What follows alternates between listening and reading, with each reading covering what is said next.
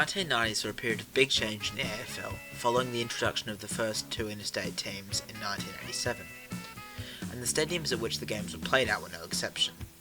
Waverley Park had been the predominant VFL-AFL venue since its opening in 1970, but it was ageing and far away from the CBD. As a result, there was a need for a new stadium in Melbourne.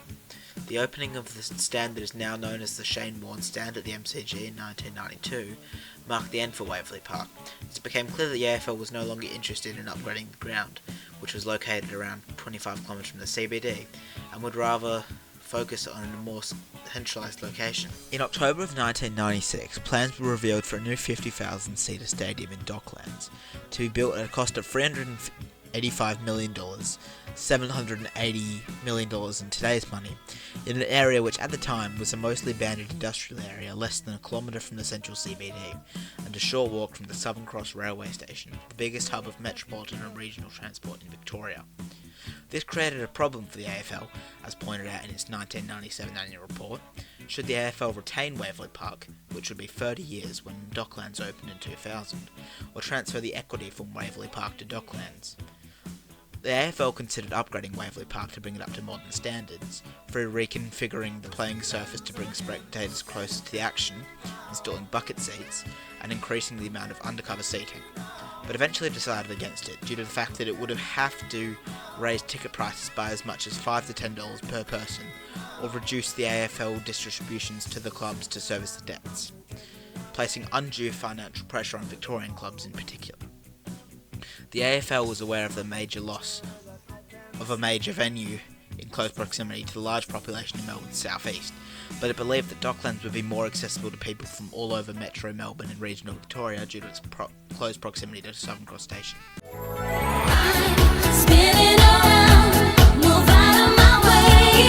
In October of 1997, construction started on the AFL's new home, under the working name of Victoria Stadium. Before the ground was due to open, Colonial State Bank bought the naming rights for the stadium at a price of $32.5 million for the 10 years the deal was worth.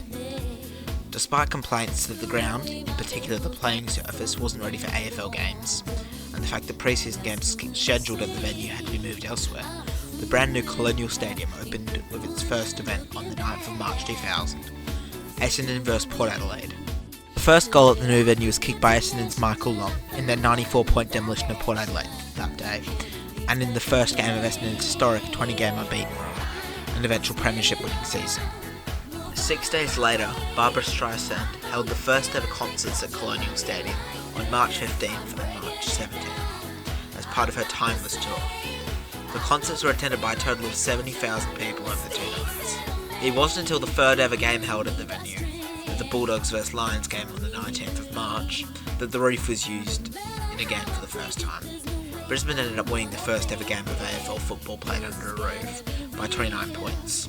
On the 11th of August that same year, the first ever final at Colonial Stadium was played when Hawthorn and Geelong played in the first elimination final of the 2000 final series, in front of a crowd of over 44,000 fans. The reasoning behind the game being held at Colonial is that in the initial Docklands agreement, it states that if 3 or more finals are played in Melbourne in the first week of the finals, then Docklands is entitled to host a final in the first week. Hawthorn went on to win the first final on that Friday night by 9 points over rivals Geelong. It turns out August 2000 would be a significant month for the young Colonial Stadium, as just 5 days after hosting its first ever AFL final, it would make history, this time in the sport of cricket, with the first ever indoor one-day international cricket match between Australia and South Africa being held there on the 16th of August. Australia would bat first in this historic match, and in just over an hour had reached 50 runs. Michael Bevan became the first player to reach a half-century at Colonial, doing so in 74 minutes, and the feat was repeated by captain Steve Waugh in 11 minutes longer. Bevan would continue to score runs and claim the first ever century at the ground, with Waugh also repeating the feat. Bevan ended up getting out for an impressive 106, while Waugh made an unbeaten 114 not out. No other Australian or South Africa players were able to make a half century or even century in the match, as Australia ended up winning by 94 runs. 2 days later, the same two teams faced off at Colonial in the second of 3 indoor ODI matches scheduled at the venue. This time the teams tied at 226 runs apiece. The third and final match of the series was won by South Africa by a margin of 8 runs, with Adam Gilchrist becoming just the third player to make a half-century at the ground. In November of 2000, Colonial Stadium would host its first ever soccer match when South Melbourne took on rivals Melbourne Knights in round 5 of the 2000-2001 NSL season. South Melbourne won the match that day, 4-1, but this match would not utilise the venue's rectangular configuration with then futuristic movable seating to bring spectators closer to the action in games of rugby, soccer and any other sport that required a smaller field of play. Instead, it would be the next year in July that saw the rectangular configuration of Colonial used for the first time in a Melbourne Storm rugby game. 2001 would see the stadium host another finals game as Hawthorn took on Sydney in the final elimination final that year. Hawthorn ended up winning the game by 55 points. The venue continued to host regular AFL matches throughout the 2001 and 2002 seasons, with the next major event being when the WWE came to Colonial for the WWE Global Warning Tour Melbourne. This event being the first time the WWE had come to Australia since 1986. The event included 9 matches and drew in a crowd of over 56,000 fans, a then many record.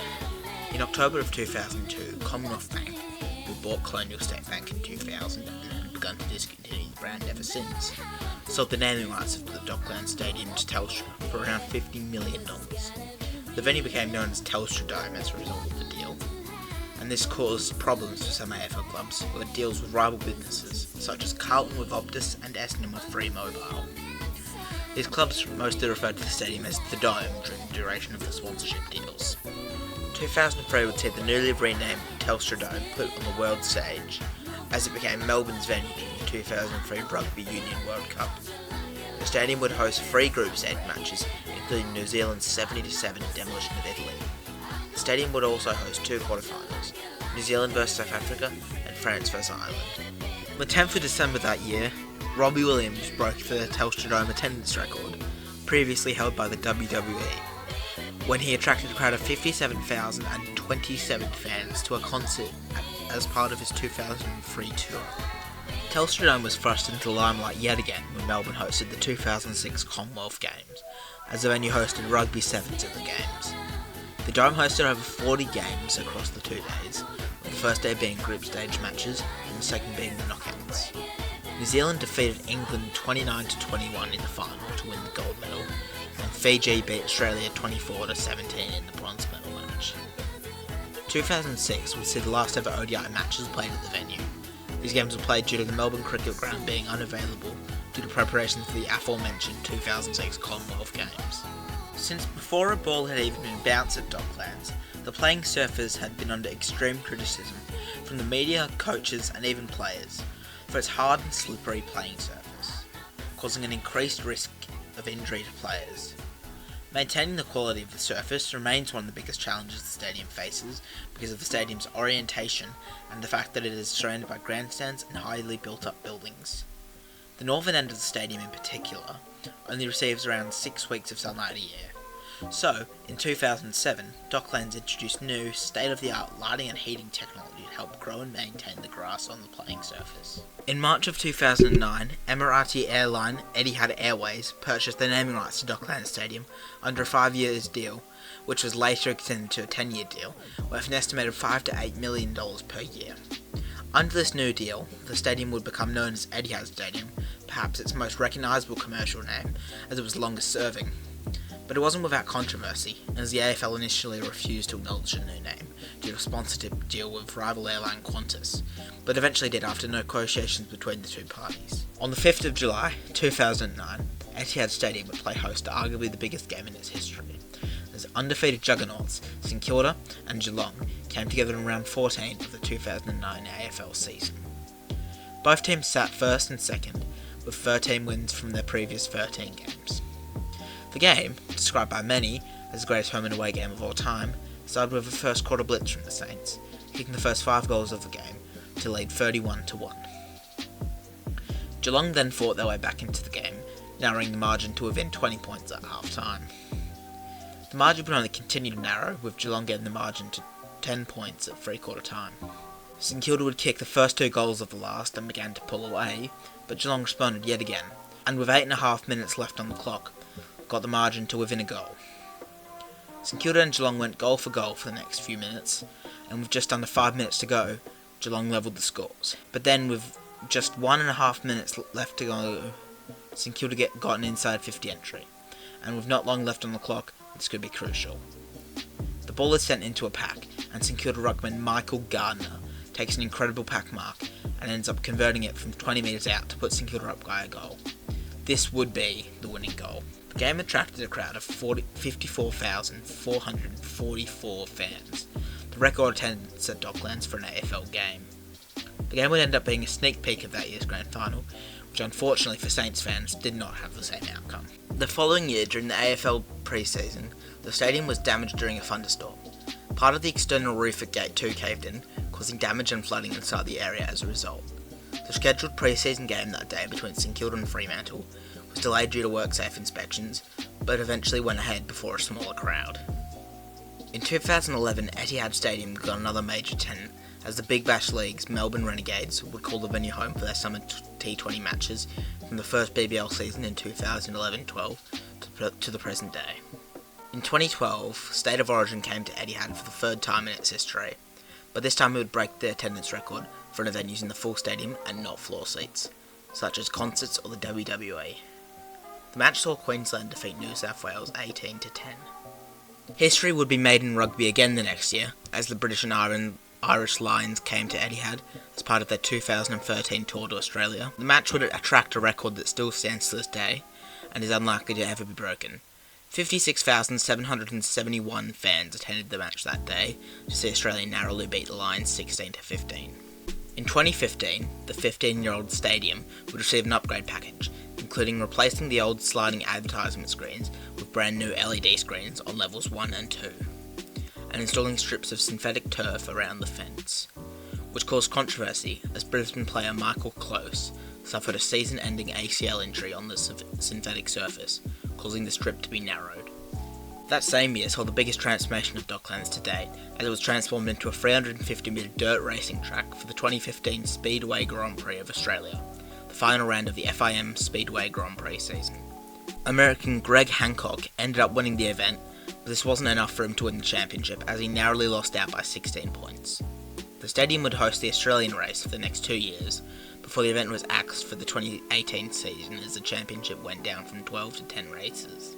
The venue would then host the UFC 193 in November, which saw 13 fights, including the headliner Holm vs Rousey for the Women's Bantamweight World Championship. The event drew in a then UFC record crowd of 56,214 fans. In March 2016, then president of the Collingwood Football Club, Eddie Maguire, went to the Victorian government with a proposal for Etihad Stadium to be demolished and a new stadium built in Melbourne's Olympic Park across the train tracks from the MCG on the side of John Cain Arena, which would be demolished under Eddie's plan, despite it hosting one of the biggest events in Australia annually, the Australian Open, the Melbourne Vixens netball team, and the Melbourne United and South East Phoenix NBL teams. The plan would also see Richmond Station and the surrounding tracks put underground. Eddie's planned stadium would feature a retractable roof, much like Docklands. However, Victoria Stadium, as he called it, would have 60,000 seats instead of Etihad's 56,000. Victorian Premier Daniel Andrews praised the proposal and urged the AFL to seriously consider it, while former Victorian Premier Jeff Kennett raised concerns about the plan to remove John Cain Arena to make way for the stadium, saying, "There is no argument at all to put the Australian Open at risk of moving from Melbourne. I'm not opposed to a new stadium, a smaller stadium than the MCG, at all, but I just question whether Eddie's suggestion today is in any way feasible. If there is any chance that it would either break a contract or puts the Australian Open at risk, it must be squashed. My advice to Eddie would be to find another site. I'm not opposed to the idea of selling Etihad and rebuilding somewhere else, but please find a site that doesn't jeopardise existing assets of the state." It's important to note a few things from the initial Docklands agreement that was signed in 1997 and featured in that year's annual report. Firstly, a third stadium cannot be built until 2025, meaning this new stadium would have to wait until at least then, which at the time of the proposal was nearly 10 years away. And secondly, the AFL was to win ownership of the stadium after 25 years, in 2025, for just $30. On the 17th of June, the AFL revealed plans to spend $300 million on upgrading Etihad Stadium to bring it up to modern standards, much like how the AFL considered upgrading Waverley Park back in 1996. The initial plans for the upgrade were very community-based and included grassed parkland outside the stadium, an upgraded facade including video screens, an upgraded waterfront with bars and restaurants, a running track looping around the outside of the stadium, a rock climbing wall, and it seemingly planned to host community yoga on the playing surface. But the final dagger through the heart of Eddie's dream came in early October, when the AFL revealed that they had bought Etihad Stadium outright for an estimated fee of $200 million, almost completely ruling out building a new stadium in Olympic Park for the foreseeable future. The mentioned upgraded plans didn't end up happening initially like proposed, but we'll get back to that later on. In September 2018, Etihad Airways opted not to renew its sponsorship deal of the stadium, causing Docklands to go looking for a new sponsor. It would be the Walt Disney Company who bought the naming rights under an 8-year deal. Under this deal, the stadium would be renamed to Marvel Stadium, the name it still uses today, after one of the companies that Disney owns, and also as part of the deal, it would install a Marvel retail store at the ground.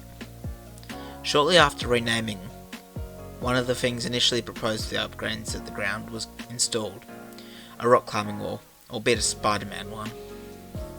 In late November of 2020, the upgrade plans for Marvel Stadium were finally revealed, giving it a clean, modern look with new facilities. Before the start of the 2022 AFL season, the first part of the upgrades were completed, with new massive scoreboards being installed, which were described by AFL CEO Gillon McLachlan as being sexy. They were installed where the Coventry and Lockett End signs used to sit. This also marked the start of construction on the rest of the upgrades. The upgrades continued to be built between 2022 and 2023, with the stadium finally finished ahead of the 2024 AFL season, featuring new bars, elevators, food outlets, and finally the Marvel retail store promised in the sponsorship deal. These upgrades have had a positive impact on the stadium through accessibility and dining options, with high-end dining also being available at the venue, although it can be hard to tell the difference between high-end dining and footy food these days. So there it is, almost 25 years of history at Docklands done. I hope you've enjoyed this video today, and I really appreciate it if you like and subscribe, and see you in the next video.